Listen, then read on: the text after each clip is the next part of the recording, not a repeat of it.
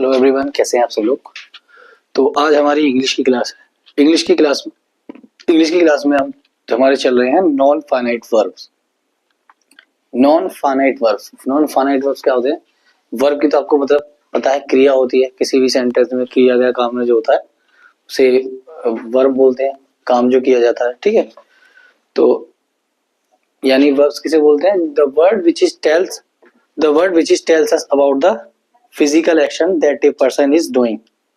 जो भी पर्सन है, एक सेंटेंस में जो भी पर्सन है वो किसी काम को कर रहा है, वो वर्ब होता है। ठीक है, अब इसमें है फाइनाइट वर्ब।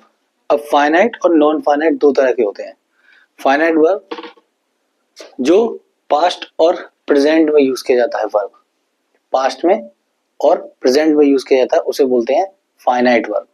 पास्ट और प्रेजेंट के अलावा जो यूज किया जाएगा उसे बोलेंगे non finite verb.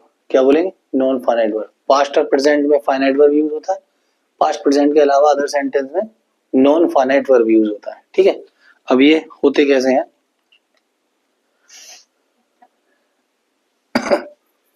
Finite verb के बारे में देख लीजिए। फाइनाइट वर्ब जो होता है, फाइनाइट वर्ब जो होता है, a finite verb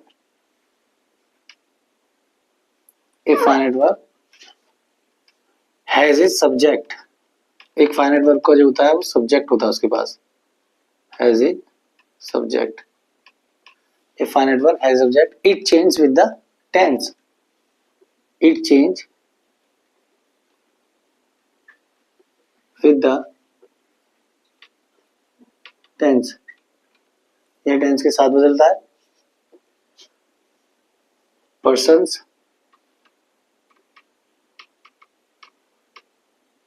and the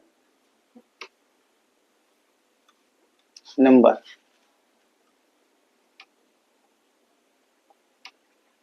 end the number. It can stand alone as a main verb.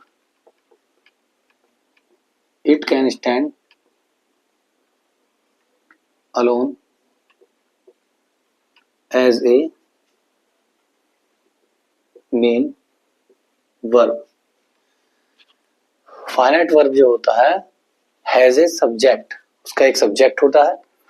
It change with the tense, person and the number. ये किसके साथ बदलता है? टेंस के, पर्सन के और नंबर के साथ बदलता है। It can stand alone as a main verb. ये मेन वर्ब की तरह भी स्टैंड करता है। ठीक है, कौन सा? Finite verb. कौन सा? Finite verb. ठीक है, इसके एग्जांपल लिखें। अगर इसके एग्जांपल लिखे जाए तो they watch the match. They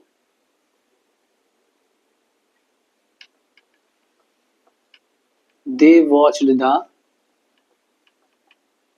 match. They watched the, watched आ रहा है, दे वॉच्ड द मैच, तो ये किसमें? पास्ट में है ना, ये है पास्ट में। और दूसरा देखिए, she goes to school every day. She goes to school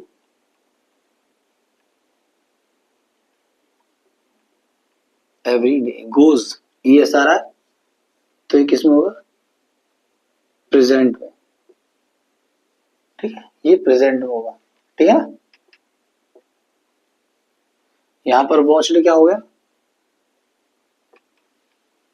past, वो वर्ब हो गया। और यहाँ पे गोस क्या है? यहाँ गोस वर्ब है। ठीक है, पास्ट वॉच्ड और goes. They watch the match, उन्होंने मैच देखा। She goes to the school everyday, वह हर रोज स्कूल जाती है। देखा यानी पास्ट में हो गया। हमने क्या बोलता? पास्ट और प्रेजेंट में होंगे टेंस, है ना। तो ये मेन वर्ब भी हुए। She goes to the school, she to the school everyday में वर्ब ही नहीं लगाएंगे तो पूरा सेंटेंस ही नहीं बनेगा ये, है ना। दे वॉच द स्कूल, ये भी पूरा मेन वर्ब है यहाँ पर भी। अब नॉन इन्फिनेटिव पे आ जाइए, नॉन फाइनाइट वर्ब पे। A non finite verb does not have a subject. A non finite verb does not have a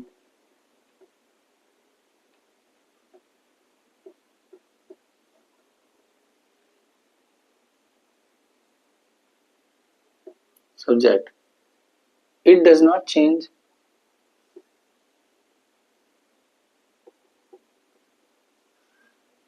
It does not change with the tense. It does not change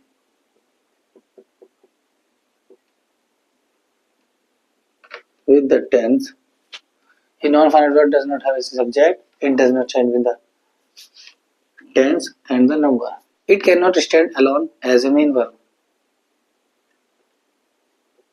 It cannot stand alone. It cannot stand alone as a main verb. अब ये non finite verb जो है वो non finite verb से अलग हो गया, अलग है बिल्कुल। जैसे कि नॉन फाइनाइट वर्ब सब्जेक्ट नहीं होता नॉन फाइनाइट वर्ब का, जबकि फाइनाइट वर्ब का सब्जेक्ट होता है। नॉन फाइनाइट वर्ब का सब्जेक्ट नहीं होता। It does not change with the tense and the number, ये टेंस और नंबर के साथ नहीं बदलता है, और ना ही ये मेन वर्ब होता है। ठीक है, मेन वर्ब भी नहीं होता। ये सारी खूबियां होती है इसमें फाइनाइट वर्ब में, और इसमें नहीं होती है। तो इसमें भी एग्जांपल ले लीजिए। एग्जांपल देते हैं, he likes playing football. He likes playing football. दूसरा देखो, she like playing football. She like playing football. They like playing football. ठीक है, ये इसके एग्जांपल है। देखो, जैसे कहा कि नॉन फाइनाइट वर्ब का कोई सब्जेक्ट नहीं होता, यहाँ ही लाइक्स प्लेइंग फुटबॉल, वह उसे फुटबॉल खेलना पसंद है ना, उसे फुटबॉल खेलना पसंद है। वही लड़के को भी उसे बोलेंगे, लड़की को भी उसे बोलेंगे, बोल देते हैं ना, उसे फुटबॉल खेलना पसंद है, उसे फुटबॉल खेलना पसंद है। दे उन्हें फुटबॉल खेलना पसंद है, और तुम्हें फुटबॉल खेलना पसंद है। तो इसमें जो वर्ब है, ये कौन सा है वर्ब? ये सारे प्लेइंग वाले वर्ब हैं, है ना। जितने भी प्लेइंग लिख रहे हैं सारे वर्ब हैं, और ये कोई मेन वर्ब नहीं है ना, अकेला स्टैंड नहीं करता ये, है ना, और इसके सब्जेक्ट नहीं है। Does not have a subject, इसका कोई सब्जेक्ट नहीं होता। ठीक है, ऐसे लिखा जाएगा। यानी कि अब इसे ऐसे भी कहते हैं, ही लाइक्स फुटबॉल, उसे फुटबॉल पसंद है ना। ही लाइक्स प्लेइंग फुटबॉल, उसे फुटबॉल खेलना पसंद है। एक ही बात होगी। अगर यहाँ पे ये भी नहीं होता तो भी चल जाता, कोई मेन वर्ब नहीं है ये, तो बोल रहे ना मेन वर्ब नहीं है। अगर ये वर्ब भी ना करते, ही लाइक्स फुटबॉल, ऐसे कह सकते हैं उसे फुटबॉल पसंद है, तो ये ऐसे होता है। ठीक है ना, यहाँ थे हमारे फाइनाइट वर्ब और नॉन फाइनाइट वर्ब। फिर से बोल देते हैं, फाइनाइट वर्ब जो होते हैं वो क्या होता है? फाइनाइट वर्ब जो होते हैं वो पूरे जो वर्ब की बात कर रहे हैं अगर हम, तो ये वर्ब जो होती है वो पास्ट और प्रेजेंट टेंस में निकालते हैं। ठीक है, पास्ट प्रेजेंट टेंस में हो गया। पास्ट प्रेजेंट टेंस के अलावा जो होगा वो किसमें होगा? नॉन फाइनाइट वर्ब होगा, है ना। फाइनाइट वर्ब पास्ट प्रेजेंट में हो गया, देखो खाली पास्ट और प्रेजेंट ही बने थे, है ना। और नॉन फाइनाइट पास्ट और प्रेजेंट के अलावा जो टेंस बचे उसमें होता है। ठीक है, पास्ट फाइनाइट वर्ब में सब्जेक्ट होगा, सब्जेक्ट के सब्जेक्ट होता है, और ये मेन वर्ब की तरह स्टैंड करता है फाइनाइट वर्ब में। ठीक है, और बदलता है किसके हिसाब से? किसके साथ? टेंस, पर्सन और नंबर के हिसाब से। फाइनाइट नॉन फाइनाइट वर्ब जो होता है does not have a subject, उसका कोई सब्जेक्ट नहीं होता, ये नहीं बदलता है टेंस और नंबर के साथ, और ये अकेला स्टैंड नहीं करता है, can not stand alone as a main verb की तरह अकेला स्टैंड नहीं करता है।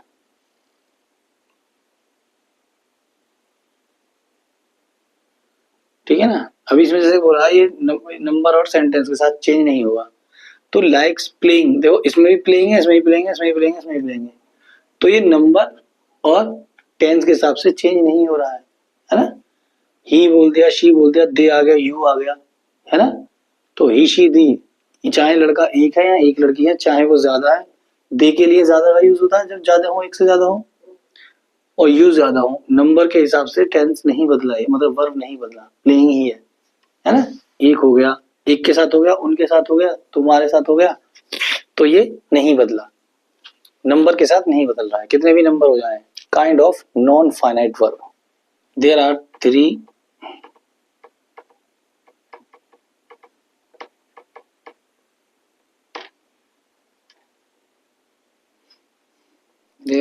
kinds of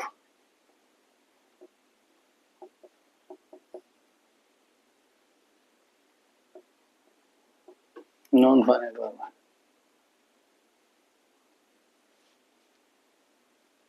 There are three kinds of non-finite verb. तीन तरह के फाइनाइट नॉन फाइनाइट वर्ब होते हैं। पहला कौन सा? पहला होता है आपको इन्फिनिटिव्स, पहला होता है इन्फिनिटिव्स, दूसरा है आपका जीरंड, जीरंड्स, और तीसरा है आपका पार्टिसिपल्स, पार्टिसिपल्स। ठीक है, अब हम आगे इन तीनों को पढ़ेंगे। अब ये इन्फिनिटिव्स वर्ब जो है वो क्या करता है, ये वर्ब की पहचान है, इसे टू के साथ लिखते हैं, टू आता है इसमें, जिस सेंटेंस में टू के साथ वर्ब आ रहा हो तो वो फाइनाइट वर्ब्स है। ठीक है, ये एक्ट करता है अदर पार्ट ऑफ स्पीच के साथ मिलकर। ठीक है, अदर पार्ट ऑफ स्पीच के साथ मिलकर टू लगाकर जब करते हैं तब जाके ये एक्ट करता है। ठीक है, अगर आप लिखना चाहें इसे तो लिख सकते हैं an infinitive verb is a verb, an infinitive, an infinitive, टी-आई-इनिटिव, infinitive is a verb form that acts, verb form that acts as the other part of speech, as the other part of speech. An infinitive is a verb form that acts as the other part of speech in a sentence. In a sentence, it is formed with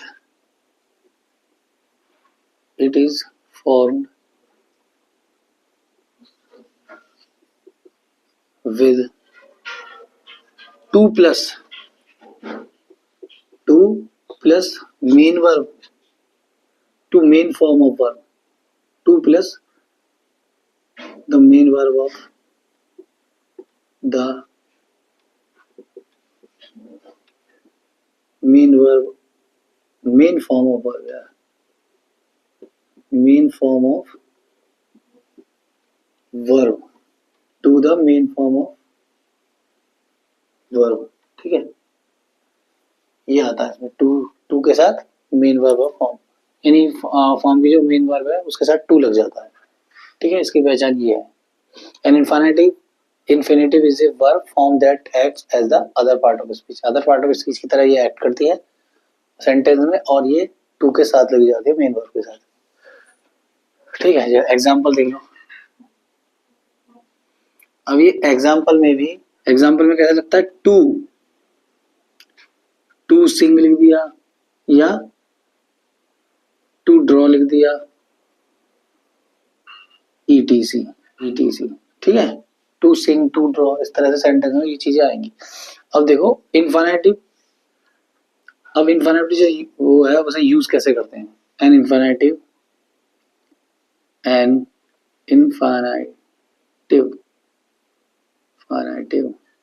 can be used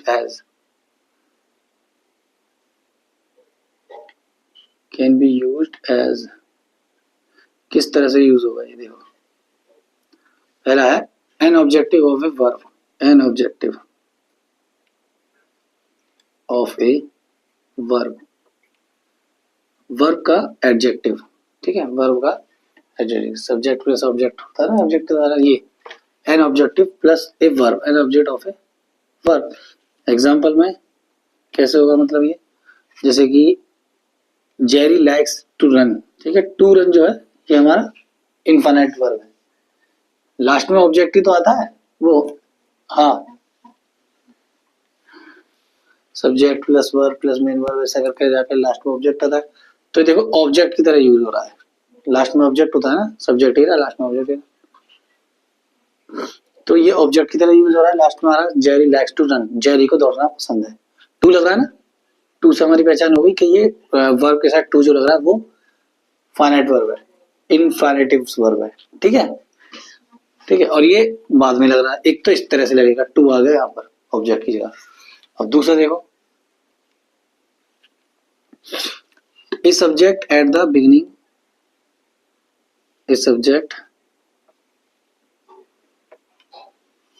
at the beginning of a sentence,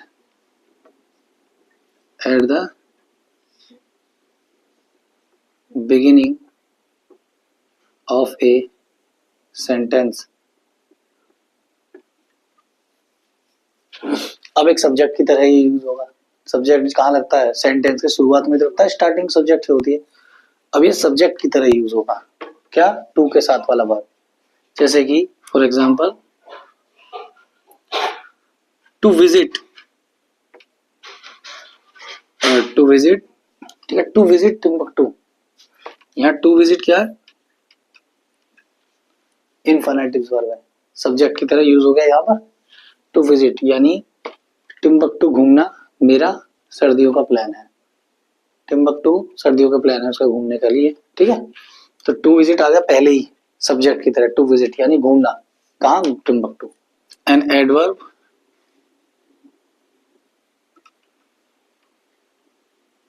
modifying a verb,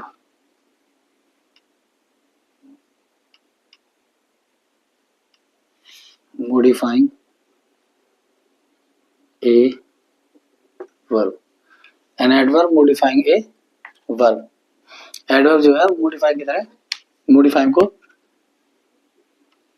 a verb, an adverb modifying a verb, verb को modify कर किया जा रहा है adverb, adverb से, है ना, adverb जो है वो verb को modify करेगा, एक verb होता है, एक adverb होता है ना,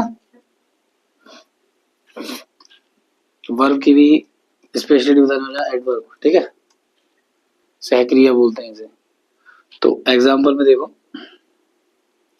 एग्जांपल में लिख लीजिए, he threatened to kill the hostages, he threatened,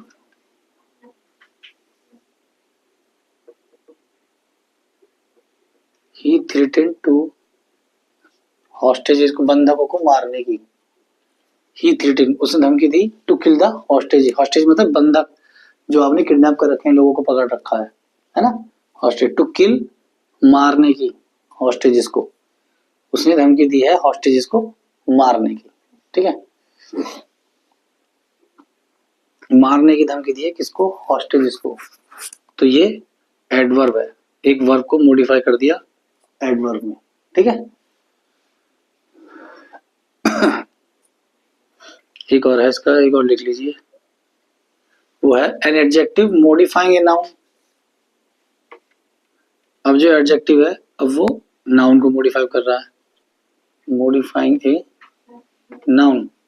अब जो एडजेक्टिव है वो नाउन को मॉडिफाई करेगा, मतलब जैसे एडवर्ब ने मॉडिफाई किया वर्ब को, मॉडिफाई करके मतलब किसी दूसरे उसमें रूप में दिखाना, मॉडिफाई करना, बेहतर करके दिखाना, मॉडिफाई का मतलब। एडजेक्टिव का मतलब भी है, एडजेक्टिव भी क्या कर रहा है, नाउन को मॉडिफाई कर रहा है। एडजेक्टिव मतलब वो होता है ना जो किसी चीज की विशेषता बता दे, है ना, विशेषण विशेषता बताने वाला, उसकी क्या क्वालिटी है वो चीजें बताता है एडजेक्टिव। तो अब इसका एग्जांपल जो होगा वो होगा, Arjun has the talent to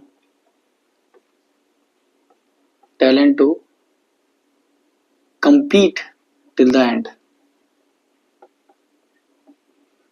compete till the end।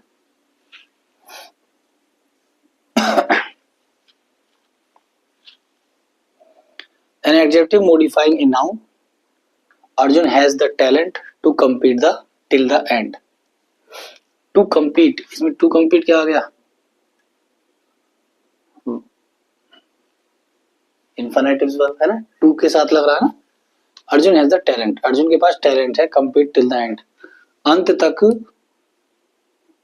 Compete करने का अर्जुन में टैलेंट है, प्रतिस्पर्धा प्रतिस्पर्धा करते हैं ना, या लड़ाई कर लो, झगड़ा, वो जो अर्जुन को अगर महाभारत वाला अर्जुन माने तो अर्जुन जो है उसे आखिरी तक, एंड तक कम्पीट करने में टैलेंट है उसे, महारथ हासिल है। ठीक है, Arjun has a talent, talent है वो to compete till the end, अंत तक लड़ने की, कंपटीशन को अंत तक खेलने की, करने की उसमें टैलेंट है।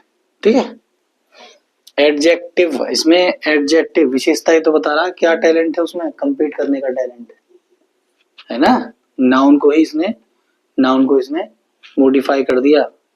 ठीक है, an adjective modifying of a noun, noun के एडजेक्टिव को मॉडिफाई कर दिया इसने। Arjun has the talent to compete. फिर करते हैं बेयर इन्फिनेटिव, इन्फिनेटिव।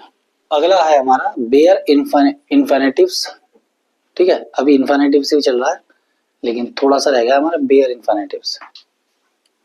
अगला है बेयर, ये है हमारा बेयर इन्फिनेटिव। इसमें क्या होगा, बेयर इन्फिनेटिव का मतलब है, इन्फिनेटिव में अभी तक हम टू लगा रहे थे साथ, इसमें टू नहीं लगेगा, बस ये है। ठीक है, एन इन्फिनेटिव विच ऑक्योर, एन इन्फिनेटिव, इन्फिनेटिव या infinitive, infinitive which occurs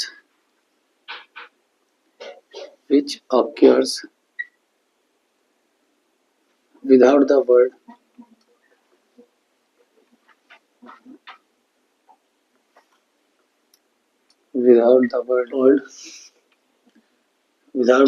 to is called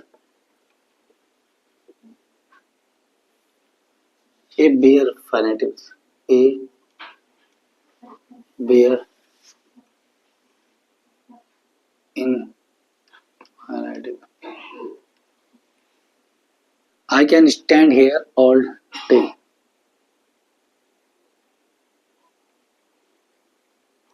I can stand here all day. और he stopped dancing.